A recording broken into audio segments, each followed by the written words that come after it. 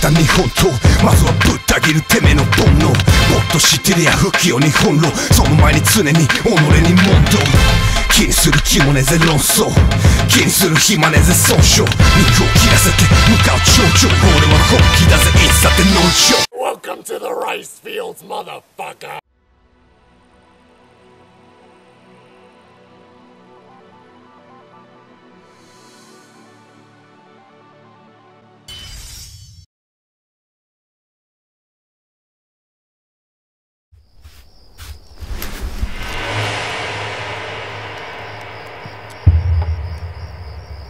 さあ飲めや。さっきのやつの酒は飲めんでもわしの酒なら飲めるはずや。おお、どないしたんや。それともわしの酒が飲めへんちゅんか。それじゃあいただこうか。おお、素直やないか。さえそれで若いうちは強いやつの言うことを素直に聞くもんや。さあ飲めや若いの。武蔵。あ？宮本武蔵という俺の名だ。Yakuza Kenzan is the third game in the Yakuza franchise, but for the first time in the series. It is not a numerical sequel, but instead a spin-off, as it doesn't follow the previous storyline of Kazuma Kiryu, but instead taking place in the Edo period of Japan, during the early years of the Tokugawa shogunate, to experience part of Miyamoto's Musashi life, a famous historical figure during that period. This is also the first game to not be released outside of Asian markets, as the game was released in Japan, Southeast Asia and also South Korea, albeit a bit later and thanks to Sony. It never made its way outside Asia into the West, most likely due to the highly suggestive references of taboo aspects in the plot, like child prostitution and brothel. The game was highly praised during its release on March 6, 2008, obtaining a score of 37 out of 40 by the famous Japanese video game magazine Famitsu. Between the release in March and July 2008, the game sold approximately 270,000 copies in Japan alone, and in December it was re-released under the PlayStation 3 The Best Bargain Collection. ちょっとそれはないっしょ。そんなんこっちも困りますよ。じゃあ金もらおうか。お前も俺のこと分かってんだろ。俺を動かしたかったら金の少しでもよこせ。はあ？ちょっとそれは言ってることむちゃくちゃっすよ。旦那の客なんすよ。達也に仕事を頼むときは金が必要だってことはお前だってよく知ってるはずだ。俺は金の絡まない話に興味はねえ。でもこれは仕事とは別でしょ。いや同じだ。金さえもらえばこのガキの世話だって何だってしてやる。どうする？ The game was first presented with the true trailers at Tokyo's Game Show in September 2007. 2 months before the release of the game, Sega released 2 playable demos for the game on the Japanese PlayStation Store. The first demo included sandbox play, while the second had a collection of various combat gameplay segments. The title of the game, literally translating to "Like a Dragon Arrives," was the first game in the franchise developed fully for the new generation of PlayStation hardware back in 2008. And while gameplay-wise it remained pretty similar to the past 2 entries, it offered instead a vastly improved graphical engine which allowed for real-time 3D cutscenes, as well as being the first game in the series where the game's main characters have their faces modeled in 3D after their voice actors using the Cyberverse Color 3D scanner.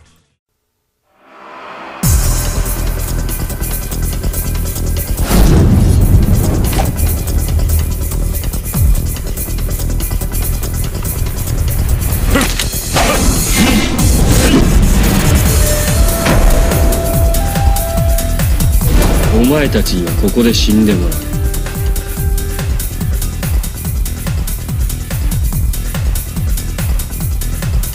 う。やれ。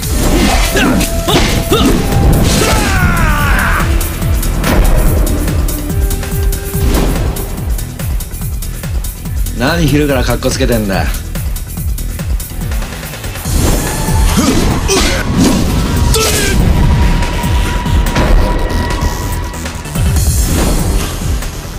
道場とはそういうものだ。いざ。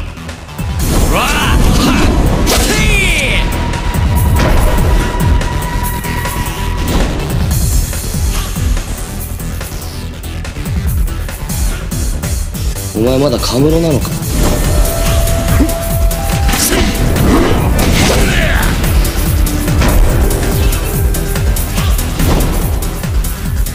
宮本武蔵殿。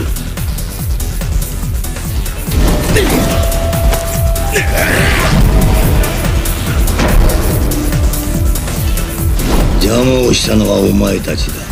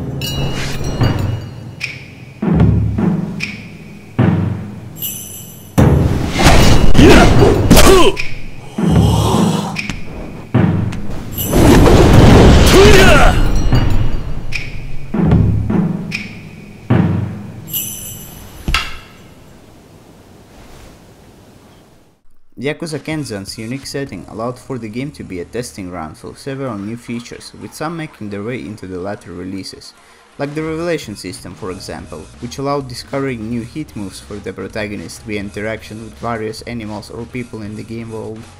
さあ今からこのお猿が棒高跳びに挑戦だ。はいはいよ。ありがとうございます。ありがとうございます。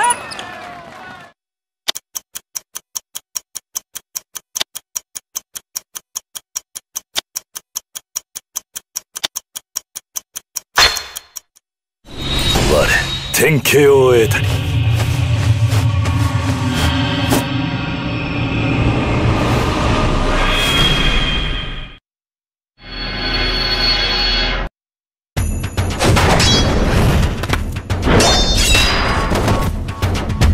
Another feature was the new item storage system, which allows to access an unlimited amount of items from the save points.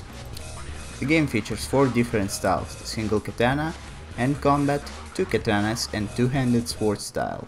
The hit moves from previous games make their return, although they seem to be much more brutal due to the inclusion of the katanas. More hit moves can be unlocked through training or by finding the revelations hidden on the game map. Personally, I found hand-to-hand combat extremely lackluster in this game, as it features only one combo and barely any hit moves. But it is understandable, because in itself Miyamoto is a sword master, not hand-to-hand combat expert. However, you can still learn new hit moves thanks to the Kamaki making his return, or rather his ancestor also being present in medieval Japan.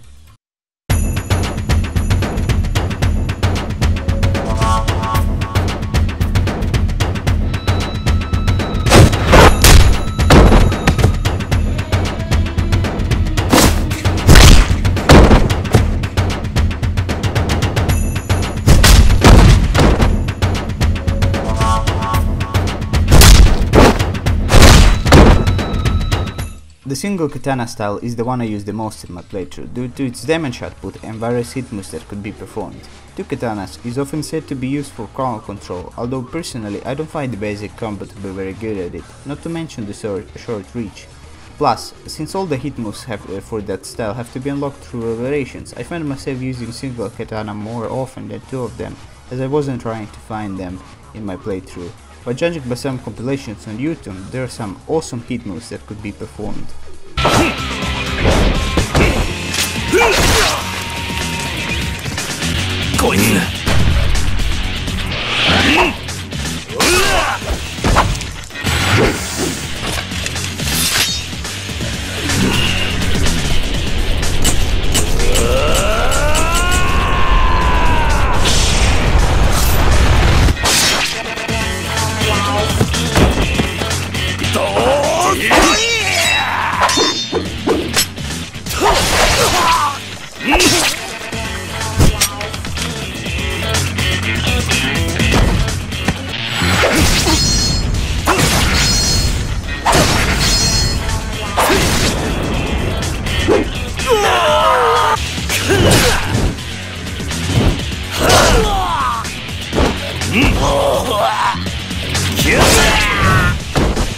For two-handed weapon there is barely any use as it is extremely slow and the damage output is surprisingly not very much different from a normal katana. However, it is extremely efficient weapon to use if you are attempting to destroy a barricade. Sometimes you can also get ambushed by the enemy.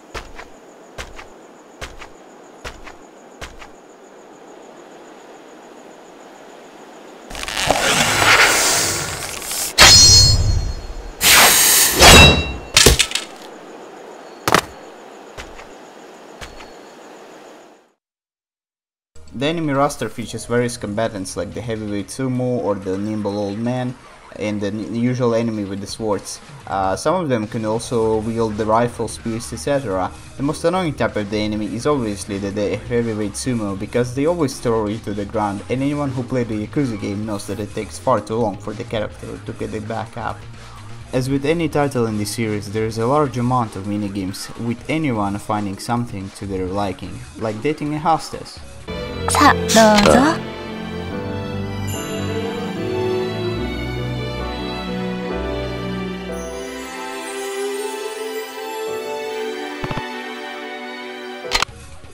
Or something more weird like this. 恥ずかしい男だね。今のあんたを見たらみんなどう思うかしらね。おなめなさい。そんな風にしちゃって。 バカな男ね。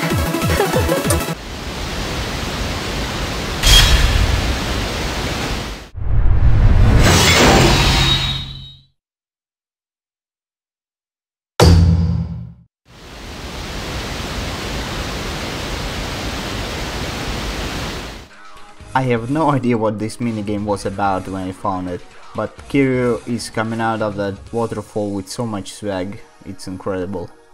There are also other more usual to this series type of minigames like shogi or even bowling. Yeah, bowling in medieval Japan.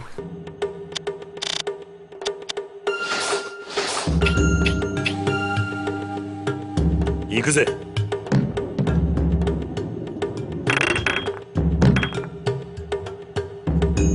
よし。強いですな。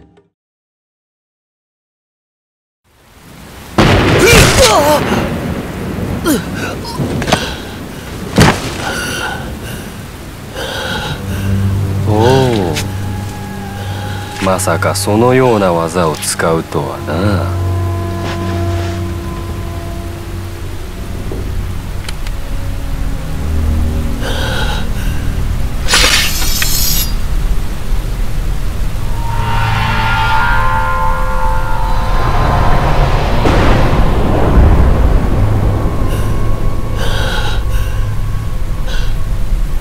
その技、本物かどうか試させてもらうぞ。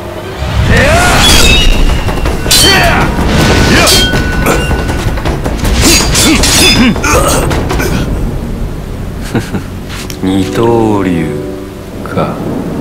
だがそんな小手先の技が私に通用すると思ってるのか。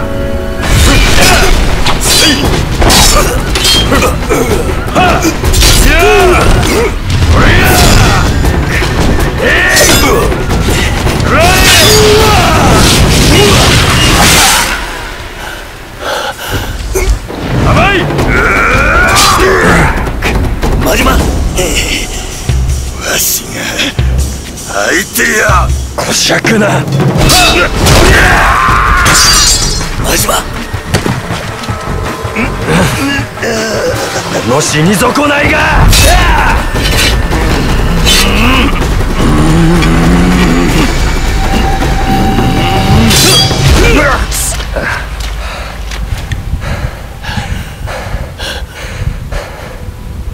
なお聞こう。宮本武蔵、あんた佐々木。小次郎だ。 The game begins in 6005, where Miyamoto Musashi is living in Gion, Kyoto, under a false name Kiryu Kazumanosuke. One day, a child named Haruka visits Kiryu and asks him to kill in her quest for revenge for her family that was killed at the hand of someone, and to Miyamoto's surprise, that someone is himself, or rather, someone calling himself Miyamoto Musashi. Initially, he refuses, but after seeing how far Haruka is capable of going to get her revenge, he reluctantly agrees. However, before that, the game goes 5 years into the past to explain how Miyamoto got up to this point. A man named Marune one day visits Musashi and challenges him to a test. Regardless of the outcome after the fight, he asks Musashi to enter a small squad which is tasked with assassinating a traitor of the Tokugawa shogunate. In the base, Musashi meets Majima, and after roughing him up, they become friends apparently. After killing the so-called traitor, Musashi and Majima go to the temple where they were supposed to meet up with the others after the mission. After some talk, Marome comes to visit and apologizes for what is going to happen, after which he and some other soldiers attack Musashi and Majima. After the beatdown, a man called Sasaki Kojiro, assumed arch-rival of Musashi, attacks and injures Majima. Musashi and Majima escape, but shortly after the pursuers catch up and Majima is presumed dead. Musashi spends a year living with a girl named Yukio, whose father was killed by Majima, but in the end she ends up dying because of bandits that had a poster with Musashi's bounty on it. He travels alone for a while, until he meets up with a monk that sets him up with a life in Gion, Kyoto, and after that the game goes back to 1605. After accepting Haruka's request, Kiryu asks Ito, one of his friends, for clues on where to find this imposter. Ito suggests to visit a man called Koetsu, aka Keiji the Florist, working the same informant job like in the previous Yakuza installments, albeit now it is in a medieval Japan. Kage agrees to help Kiryu, but first he asks him to do a job which involved getting back a relic from a group of bandits in a cavern. To Kiryu's surprise, the leader of the bandits is none other than Majima, although he suffers from amnesia and doesn't remember what happened before he was found by the bandits and joined them, eventually being made the leader. After the fight, Kiryu and the amnesiac Majima become friends once again, and Majima promises to visit Kiryu in the city someday. After that, there are various events that happen in Miyamoto's search for the imposter, and at some point, Marume makes a return to apologize for what happened 5 years ago and asks Miyamoto to protect Haruka at all costs. After another series of events that end various subplots started in the beginning of the story, Haruka ends up being kidnapped by Sasaki. He tells Musashi to go to the Ganryu island where they will settle the score.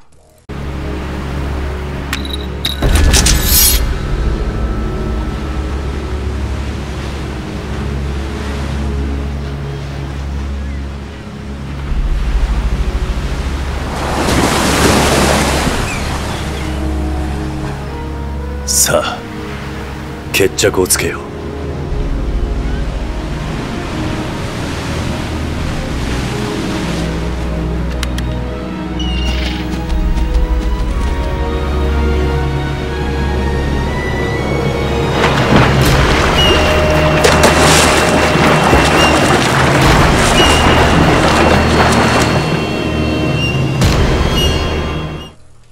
On the shores of the Ganryu island, Miyamoto fights Sasaki and wins, but Tenkai, the mastermind behind the assassination plot 5 years ago, shows up and shoots Sasaki, injuring him as Tenkai's forces arrive.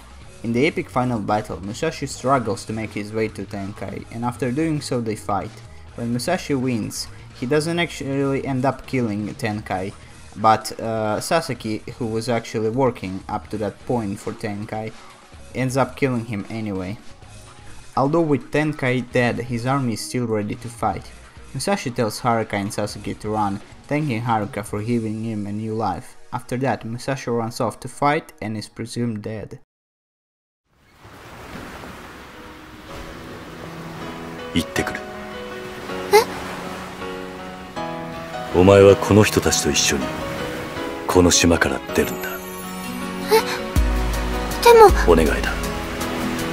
言うことを聞いてくれ。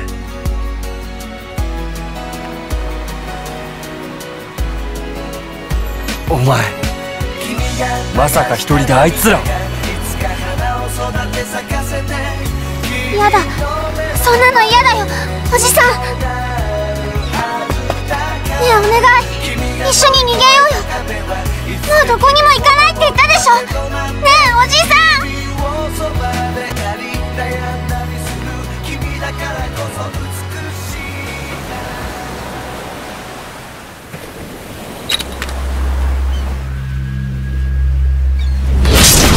俺が相手だ。宮本武蔵、ここにあり。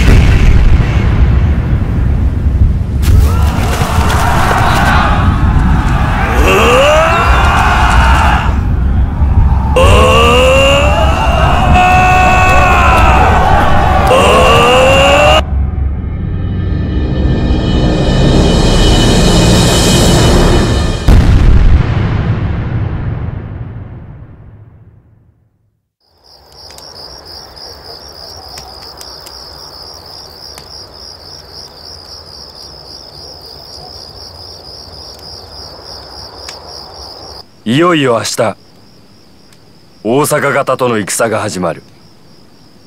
ここに集まった諸君に重大な任務を命じる。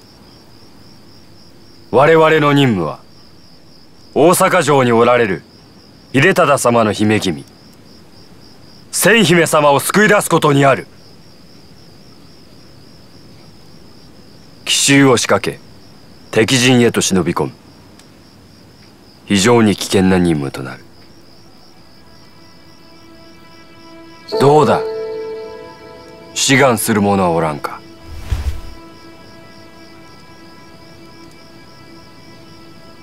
俺に志願させてください。本当にいいんだな。ああ、俺は中途半端に名声を得るためにここに来たわけじゃない。もう後戻りはできないんだ。それに俺もあの人のように生きてみたい。かつてこの国を救った宮本武蔵のように。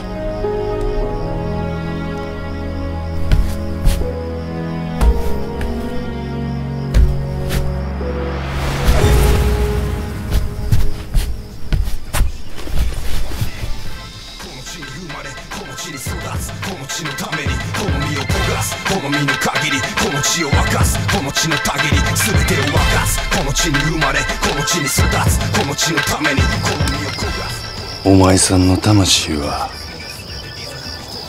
永遠に死な。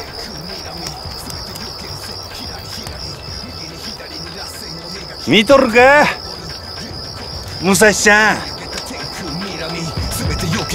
左左右に左に螺旋を描き天に昇る龍が如く。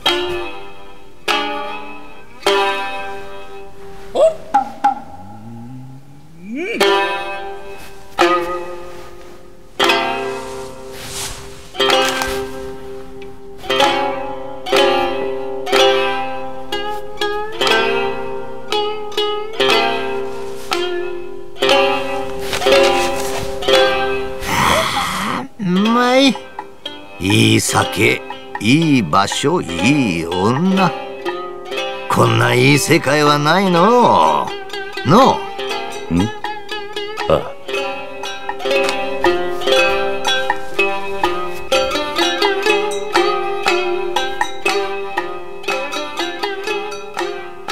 ん？どうした？浮かない顔して。あの天神の踊りが好かんのか？いや、そうじゃないんだ。じゃあどうした？いや、なんというかこういう状況は不慣れで、それにあんたにここまでしてもらうというのもちょっとなんだお前、そんなことを気にしてたのか。いいんだいいんだ、金はパーッと使う方が気持ちいいだろう。ああ。